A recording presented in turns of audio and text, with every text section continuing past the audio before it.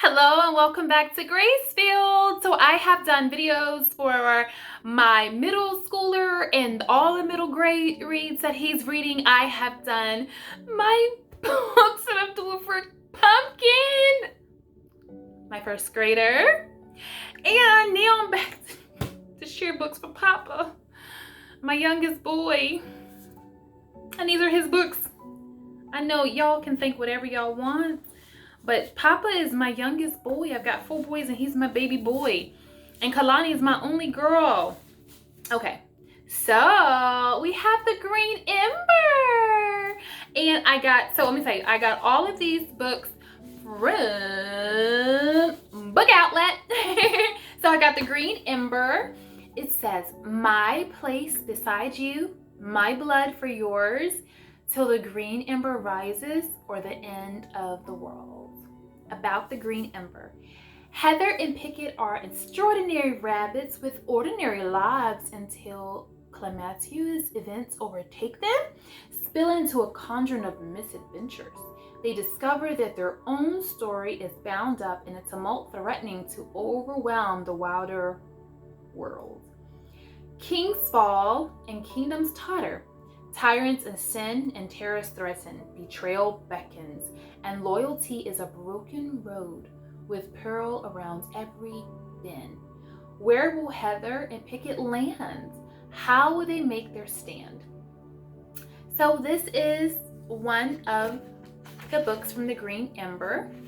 So there's the Green Ember, there's the Black Star of Kingston, there's Ember Falls, The Last Archer, Ember Rising, the Wreck and Rise of Whiteson Mariner, the First Fowler, Embers and the Archer's Cup. So this is the first of them. I hope that I can get them all. I figured let me just grab one and make sure that he likes this because this is a costly series.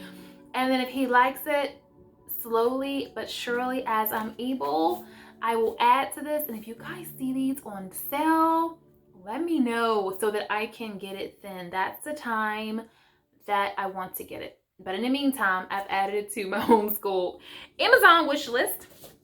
Next up, we have Skunk and Badger. No one wants a skunk. They are unwelcome on front stoops. They should not linger in rock rooms. Skunks should never ever be allowed to move in. But Skunk is Badger's new roommate, and there's nothing Badger, who prefers to be left alone with his important rock work, can do about it. Skunk plows right into Badger's life, and Badger's life is upended. Rocket potatoes are left in corners, tails are flipped, the wrong animal is sprayed, and why oh why are there so many chickens? Newbery Honor author Amy Timberlake spins the first tale in a series about opposites who need to be friends in a book to read, reread, and read out loud again and again, with full color illustrations and an additional black and white drawings by John. So we've got not too many pictures actually, but a few. We have one here, and then we just have 2 or 3, or just a few like that as well. And this one. Skunk hopped off the rock stool. I'm your new roommate, Skunk. Then Skunk tilted his head. Did you think I was a door-to-door sales skunk? That is funny, ha. Ha ha, Badger laughed politely, while inwardly everything lurched. A roommate? No, not possible. So this literally came today, and I started reading this book with Aaron, whom I call Papa. And so I am keeping things simple with him. Let me sidebar for a second. If you've been following me and following this book year, the bigger boys are reading 1 novel per month. And I'm reading essentially 1 to 2 novels per month for Kalani because I'm reading it to her. And for Aaron, we're doing something a little bit different. I am reading this with him and he's reading it with me. So we're kind of taking turns. He's reading some, I'm reading some, and I just really wanted us to go at a slower pace so we could just really savor this, really enjoy this. And I'll come back and share later like how we're bringing these books to life with our literature hour, but I just can't say anything right now. And I just want to share it all because I just like to do that, but I'm gonna wait to the next video. But I'm so excited about this, and I didn't stop there. I picked up Egg Marks the Spot, and this continues the Skunk and Badger story. It says, X marks the spot. Skunk leapt into the air. Rock finding expedition. Badger nearly fell from his chair. Skunk slid across the floor. Picnic every day. Sleep under the stars. Cook on the fire. He looked at Badger. Time to get packing. We leave on Thursday. So, oh, there was something else I was supposed to read. Yikes. It says, buried in the heart of every animal is secret treasure. For rock scientist Badger, it's the spider eye agate he found as a cub, stolen years ago by his crafty cousin Fisher. For Badger's roommate Skunk, the treasure is Sunday with the News Time book review. When an old accusation, Mr. G. Hedgehog announces the plan to come for the book review as soon as it thumps on the doorstep, Skunk decides an adventure will solve Badger's problem as well as his own. Surprisingly, Badger agrees. Together they set off on an agate finding expeditions at Badger's favorite spot on Endless Lake. But all is not as it seems, as at Campsite 5, Fisher appears unexpectedly. Then a chicken arrives who seems intent on staying. Something's up indeed. Secrets, betrayals, lies, and a luminous late Jurassic prize. And the last book that he's reading, because we're only reading 4 this year, well, we might add something else in. Oh, and I can't lift it, it's so heavy. And if you guys saw my shed tour, if you haven't watched the video, it's so good. But there's this big basket about this big. It's like, it's so heavy. It's probably got like 40 books in it. And so those are just random books that we're choosing through. And then, Christy, stay focused. I don't want to go on a tangent, but we've got like a whole math shelf, a whole science shelf, a whole English shelf, a whole stage shelf with all the games that are beside it. And so he has all these books on these shelves, but see, these books are special because they're bought just for him. So these are really sweet. And last is the Wing Feather Saga. And I saw this and I thought that I would try it out again. They're kind of expensive. You guys know me. I like to thrift. I like a budget. I like a sale. I like a good deal because we're a family of 7, right? On one income. So I'm trying to be a good steward of what I've been blessed with here. But I read that this was a good book, and I read that it was a good story for Christian boys. And so I said, you know what? Let's give it a try. If it doesn't work, we can table it for next year. And of course, the brother's gonna read it. This is by Andrew Peterson, The Wing Feather Saga. It says, on the edge of the dark sea of darkness. And it says, adventure, pearl, lost jewels, and the fearsome toothy cows of Scree. Andrew Peterson's spin on a riveting tale for all ages, following Janner, Tink, and Lily Ilgerby and their trusty dog Nugget as they escape from a vicious fangs of Dang, who seeks the lost jewels of Anaria. Quirky characters and their world of wonders from the edge of the dark sea of darkness to the deadly Greatwood Forest and beyond set the stage for this epic adventure that includes original songs and silly poems, an ex-pirate grandfather, toothy cows and real sea dragons, tours of the Ankle Jelly Manor and Pet Socket Man's treehouse, suspenseful legend and fascinating galore, genuine recipes for maggot loaf, authentic hand-drawn maps. So I am just excited to just see what it's all about. It says Andrew Peterson is a critically acclaimed recording artist and songwriter, as well as the author of this book. He is the founder of the Rabbit Room, an organization that fosters community through story, art, and music. So love that. He and his wife Jamie have 3 children and make their home in Nashville. So he also has North or Be Eating, The Monster in the Hollows, The Warden, and The Wolf King. And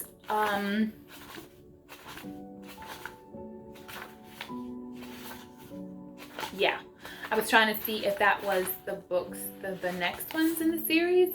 But either way, this is book 1. I'm super excited. I will be back to tell you guys what we think about these books.